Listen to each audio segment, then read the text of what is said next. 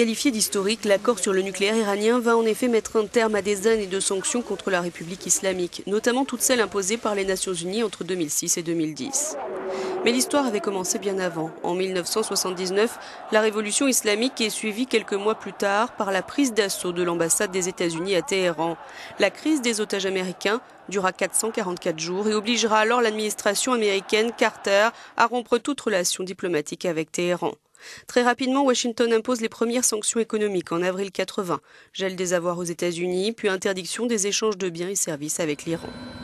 Une deuxième phase se déroule en 1995. Cette fois, c'est le pétrole qui est directement visé. L'Iran a été mis sur la liste noire des pays soutenant le terrorisme et les États-Unis vont plus loin.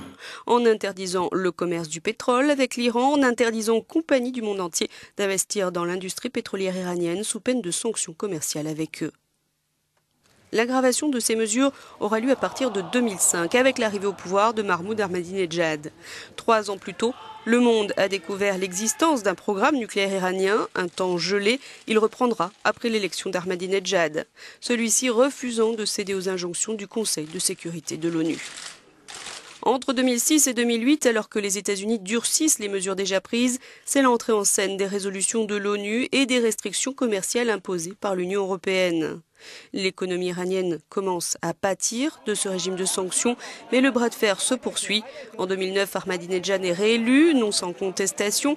Il campe sur ses positions. Les sanctions se durcissent encore et cette fois, elles s'étendent aux banques et aux avoirs des membres du gouvernement.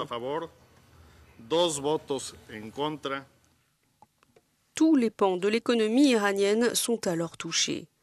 Maintenant, avec la levée des sanctions liées au programme nucléaire iranien, les responsables américains pensent que l'Iran pourrait rapidement toucher 50 milliards de dollars sur ses recettes pétrolières, jusqu'ici bloquées dans des banques étrangères. Une manne qui devrait redonner du souffle à l'économie iranienne. Par contre, les États-Unis viennent d'adopter de nouvelles sanctions pour protester contre le programme de missiles balistiques de l'Iran. Cette fois-ci, Téhéran les a qualifiées d'illégitimes. Elles concernent 5 ressortissants iraniens et un réseau d'entreprises basées aux Émirats arabes unis et en Chine qui ont été ajoutés sur la liste noire financière américaine, selon le Trésor à Washington.